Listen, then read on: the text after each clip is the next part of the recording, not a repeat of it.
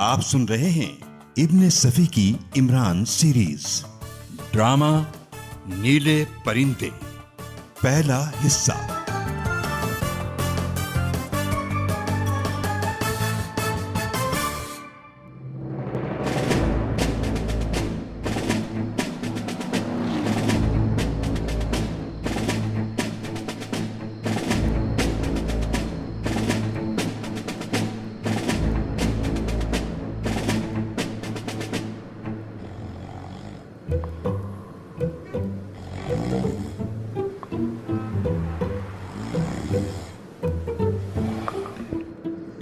Superintendent Fayaz, ये तफरीही सफर तवील ही होता जा रहा है।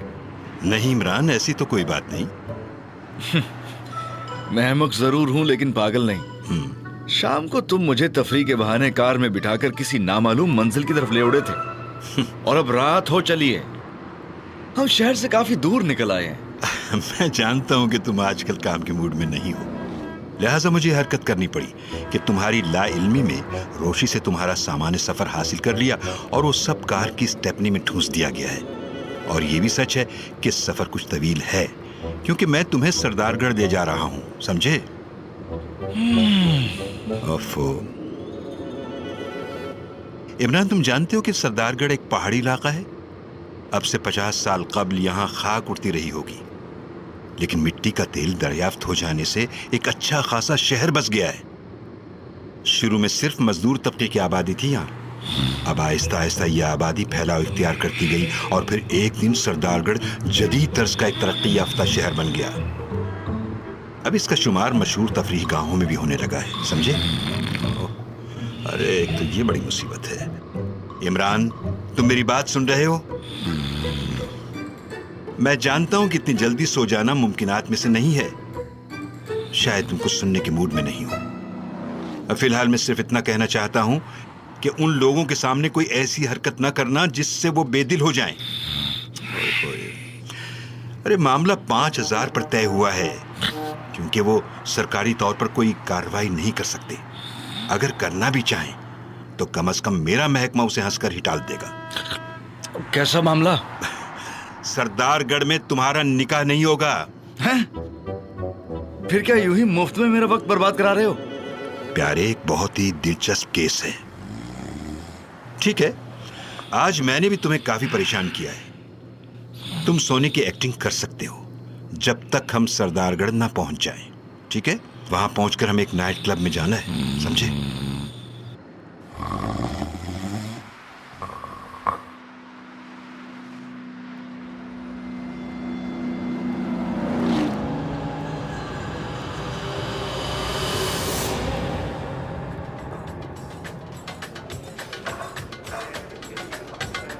फयाज, मैं जानता हूं कि तुम मुझे यहां क्यों लाए हो। क्या मैं नहीं जानता कि ये पेरिशियन नाइट क्लब है? मैं कब कहता हूं कि तुम सरदारगढ़ पहली बार आए हो? सुपर फयाज, मैं रोजाना बाकायदा तौर पर अखबार पढ़ता हूं। तो फिर? एक दिन इसी हॉल में एक नन्हा सा नीला परिंदा उड़ रहा था। ओह, तो तुम समझ गए। मैंने वही मेज मुंतखब की है जिस पर उस दिन जमील बैठा था। क्या? यानी यही मेज जो हम इस्तेमाल कर रहे हैं? हाँ, यही। लेकिन तुम ये उठ क्यों खड़े हुए? खुदा के लिए संजीदगी से सुनो। बैठ जाओ, बैठ जाओ। वाह रे आपकी संजीदगी। सांप के फन पर बिठा रहे हो मुझे? है? लानत भेजता हूं ऐसी दोस्ती पर। इमरान, अरे बैठो तो सही माय डियर। मैं उन लोगों से वादा कर चुका हूं यार। किन लोगों से? जमील के खानदान वालों से। अच्छा, तो शुरू हो जाओ, सुन रहा हूं मैं। जमील इसी मेज पर बैठा हुआ था। फिर मूड खराब कर रहे हो मेरा, बार बार यही जुमला दोहराकर। दर्जनों आदमियों ने उस नीले परिंदे को हॉल में चक्कर लगाते देखा था। वो परिंदा खला में चकराता रहा, फिर अचानक जमील पर गिर पड़ा और अपनी बारीक सी चोंच उसकी गर्दन में उतार दी। जमील का बयान है कि उसे उसकी चोंच अपनी गर्दन से निकालने के लिए किसी कदर कुव्वत भी सर्फ करनी पड़ी थी। बहरहाल उसने उसे खींचकर खिड़की से बाहर फेंक दिया था और बैठे हुए लोग उसका मजाक उड़ाने के लिए हंसने लगे। उनके साथ वो भी हंसता रहा, लेकिन वो ज्यादा देर तक यहां नहीं बैठ सका, क्योंकि उसे ऐसा महसूस हो रहा था जैसे गर्दन में बिच्छू ने डक मार दिया हो। लेकिन फिर यह तकलीफ 1 घंटे से ज्यादा न रही। रात भर वो सुकून से सोया, और जब वो दूसरी सुबह जागा तो अपने सारे जिस्म पर बड़े बड़े सफेद धब्बे पाए। खास तौर पर चेहरा बिल्कुल ही बदनुमा हो गया है। अब अगर तुम उसे देखो तो पहली ही नजर में वो बर्स का कोई बहुत पुराना मरीज मालूम होगा। यानी कोढ़ का मरीज? और वो दाग उसी परिंदे के हमले का नतीजा है? डॉक्टर्स को उसे बर्स तस्लीम करने में तामुल है। खून के मुतालिक क्या रिपोर्ट है? खून में बिल्कुल नई किस्म के जरासीम पाए गए हैं। कम से कम इस वक्त तक के दरियाफ्तशुदा जरासीम में उनका शुमार नहीं किया जा सकता। मगर उसके खानदान वाले महकमा सुराग रसानी से क्यों मदद चाहते हैं? हालात ही कुछ इस किस्म के हैं। अगर अचानक उस दिन वो उस मर्ज में मुब्तला ना हो गया होता तो उसकी मंगनी तीसरे दिन एक बहुत ऊंचे खानदान में हो जाती। गर्दन के जख्म के मुतालिक डॉक्टर क्या कहते हैं? कैसा जख्म? दूसरी सुबह उस जगह पर सिर्फ एक निशान नजर आ रहा था, जैसे गर्दन में गुज़श्ता रोज कोई इंजेक्शन दिया गया हो। और अब तो शायद खुद जमील भी ये ना बता सके कि परिंदे ने किस जगह चोंच लगाई थी। खूब। इमरान, तुम इस सिलसिले में जमील के खानदान वालों की मदद करो। लेकिन सुपर फयाज, जमील की मंगनी तो होने से रही। तुम मुझे उन लोगों का पता बताओ जिनके यहां जमील की मंगनी होने वाली थी। उससे क्या होगा? मेरी मंगनी होगी। इमरान, काम की बात करो। फयाज साहब, पता। अच्छा, तो क्या तुम ये समझते हो कि ये उन्हीं लोगों की हरकत है? अगर उनका ताल्लुक परिंदों की किसी नस्ल से है तो यकीनन उन्हीं की होगी, और मुझे इंतहाई खुशी होगी अगर मैं किसी चीड़े का दामाद बन जाऊं। इमरान, तुम फिर बहकने लगे हो। फयाज डियर, पता। हाँ, वो यहाँ का एक सरबरावरदा खानदान है, नवाब जावेद मिर्जा का खानदान। परवीन जावेद मिर्जा की इकलौती बेटी है, और जावेद मिर्जा बेअंदाजा दौलत का मालिक है। तब तो अपनी चांदी है। बकवास बंद करोगे या नहीं? अच्छा खैर, हटाओ। जमील किस हैसियत का आदमी है? जाहिर है कि वो भी दौलतमंद ही होगा, वरना जावेद मिर्जा के यहाँ रिश्ते की तजवीज क्यों कर होती? क्या खुद जमील ही ने तुमसे गुफ्तो शनीद की थी? नहीं, उसने तो लोगों से मिलना जुलना ही तर्क कर दिया है। तो क्या मैं उसे न देख सकूंगा? वो मेरे सामने भी नहीं आया था। तुमने ये नहीं बताया कि महकमा सुराग रसानी से रुजू करने की जरूरत किसे महसूस हुई थी? जमील के चचा सज्जाद, वो मेरे बहुत ही पुराने शनासा हैं। अब हम कहाँ चलेंगे? मेरा ख्याल है इमरान कि मैं तुम्हें जमील की कोठी में पहुंचा दूं। तुम फिर सिगरेट पी रहे हो? सेहत के लिए मुजर है। लाओ, एक मुझे भी दो। लेकिन तुम तो सिगरेट नहीं पीते। तुम्हारे सामान में वो च्युइंगम के पैकेट तो मौजूद है ना? अपना सिगरेट केस मुझे दो। क्या मतलब? अरे तुम तो वाकई मेरा सिगरेट के... अरे ये क्या? तुम्हारे पास काफी सिगरेट हैं। अब मैं आज ही से तो सिगरेट खरीदने से रहा। देखो इमरान, जमील की कोठी में बहुत ज्यादा बोरियत न फैलाना। तुम्हें अपनी इज्जत का भी पास नहीं होता है। मेरी इज्जत वाटरप्रूफ किस्म की है। बस तुम मुझे एक दफा जमील की कोठी पर पहुंचा दो।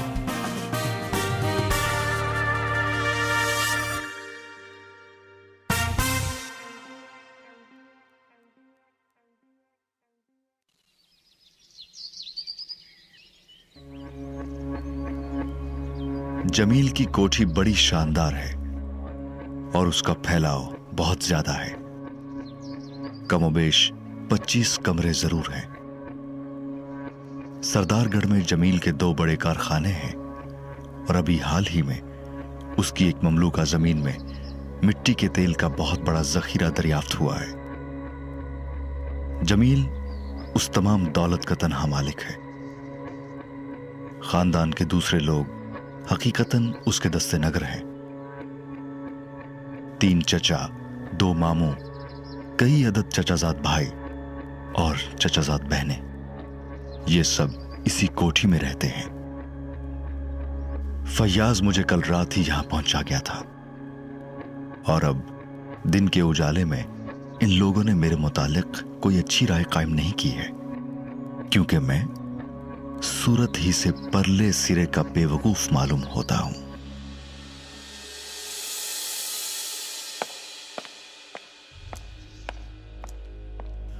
अमजाद साहब कहाँ हैं? अमजाद? यहाँ तो कोई भी अमजाद नहीं है। कैप्टन फैयाज ने कहा था कि अमजाद साहब मेरे पुराने शनासा हैं और उनके भतीजे। अमजाद नहीं, सज्जाद। मैं ही सज्जाद हूँ। अगर आप सज्जाद कहते हैं तो फिर यही दुरुस्त होगा। आपके भतीजे जमील साहब, मैं उनसे मिलना चाहता हूँ। बहुत मुश्किल है जनाब, वो कमरे से बाहर निकलता ही नहीं।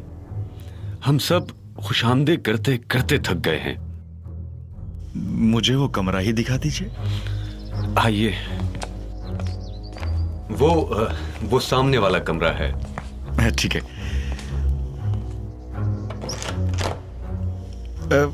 दरवाजा तो अंदर से बंद है। जमील, जमील बेटे।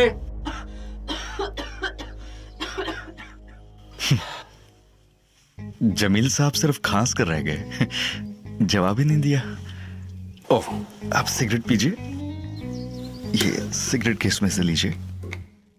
शुक्रिया। लाइए, मैं जला दूं? नहीं, लाइटर है मेरे पास।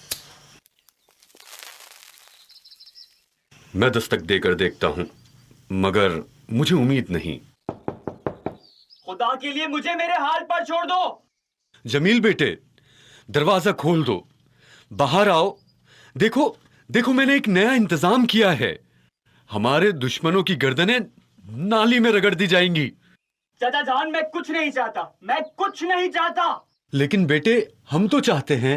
फजूल है चाचा जान, बेकार है। इस कमरे से मेरी लाश ही जाएगी अब। देखा आपने?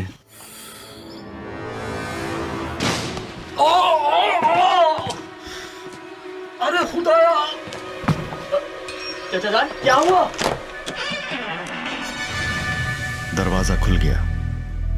दूसरे लम्हे मेरे सामने कवी हैकल नौजवान खड़ा हुआ था, जिसके चेहरे पर बड़े बड़े सफेद धब्बे थे।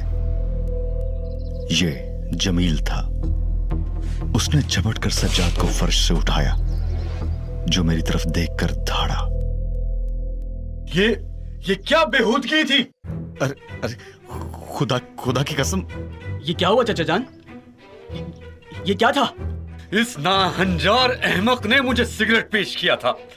मैंने कुछ ही कच लिए थे कि अचानक मेरे चेहरे के करीब धमाका हुआ और सिगरेट की धज्जियां उड़ गईं। वो सिगरेट फट गया। आप कौन है? हाँ? लीजिए। जमील साहब तो फिर अपना चेहरा दोनों हाथों से छुपाकर कमरे में वापस चले गए। दरवाजा भी बंद कर लिया है। अरे, घर के सब लोग जमा हो गए।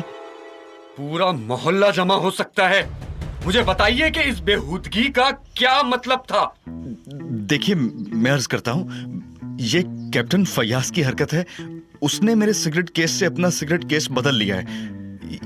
ये देखिए, सिगरेट केस पर उसका नाम भी मौजूद है। दिखाओ मुझे। अरे वाकई, ये सिगरेट केस तो फैयाज का है। क्या हुआ था डैडी? सईदा, मैंने सिगरेट केस में से एक सिगरेट निकालकर सुलगाया था। वो मेरे चेहरे के करीब एक धमाके से फट गया। ओह डैडी, जरा सिगरेट केस दिखाइए मुझे। वाकई सिगरेट केस पर तो फैयाज साहब का नाम लिखा है। ये उन्हीं का है। ये क्या है? ये कैसे हो? अजीब बात है। ये सिगरेट दरअसल मेरे लिए था। मुझे बहुत अफसोस है। ला हौला वला कुव्वता।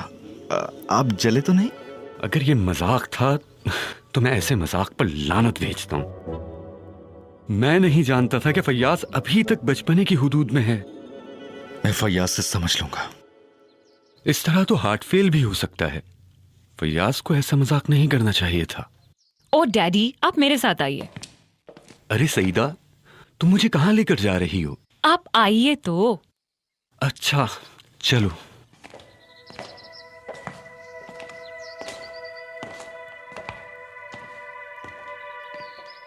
वो आदमी बड़ा घाघ मालूम होता है डैडी। कौन? इमरान? अरे नहीं, वो बिल्कुल गधा है। नहीं डैडी, मैं ऐसे नहीं समझती। जमील भाई को कमरे से निकालने की ये बेहतरीन तदबीर थी। अच्छा ये बताइए कि पहले भी कोई इसमें कामयाब हो सका है? खुद फयाज साहब ने भी तो कोशिश की थी। ओह, तुम ठीक कहती हो सईदा, बिल्कुल ठीक। मगर कमाल है, सूरत से बिल्कुल गधा मालूम होता है। महकमा सुराग रस्तानी में ऐसे ही लोग कामयाब समझे जाते हैं डैडी, और सचमुच वो अपनी जाहिरी हालत की जिद होते हैं। ऐसे ही मालूम होता है। न जाने अब उसका अगला कदम क्या होगा।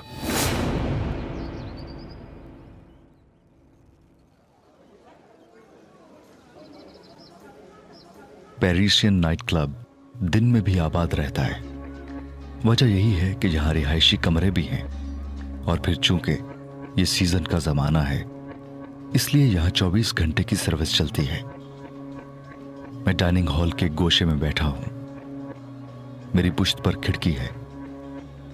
मैंने वेटर को बुलाकर आइसक्रीम का ऑर्डर भी दिया है। हालांकि खून की इस वक्त भी अच्छी खासी है। हॉल में इस वक्त ज्यादा लोग नहीं हैं। बहरहाल जितने भी हैं वो मेरी उस हरकत के बाद अपनी जगहों पर बैठे नहीं रह सकेंगे जो मैं अब करने जा रहा हूं। मैं यकबयक इस तरह उछलूंगा कि सीने के बल मेज पर आ रहा हूं, वहां से फिसल कर फर्श पर गिरूंगा, और फिर इस तरह कपड़े झाड़ झाड़ कर उछलूं कूदूंगा जैसे कपड़ों में शहद की मक्खियां घुस गई हों।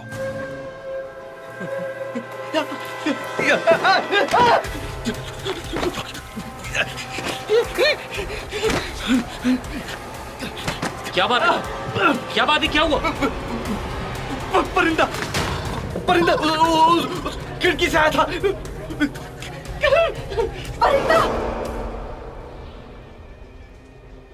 मेरी इस हरकत का मकसद यह होगा कि क्लब का मैनेजर भी यहां पहुंच जाए। जाहिर है कि अपने क्लब की बदनामी के खौफ से वो डाइनिंग हॉल में तो गुफ्तगू नहीं करेगा, मुझे अपने ऑफिस में ही ले जाएगा। ये अलग बात है कि वो सख्त गुस्से में हो। अब बताओ, क्या किस्सा था परिंदे का?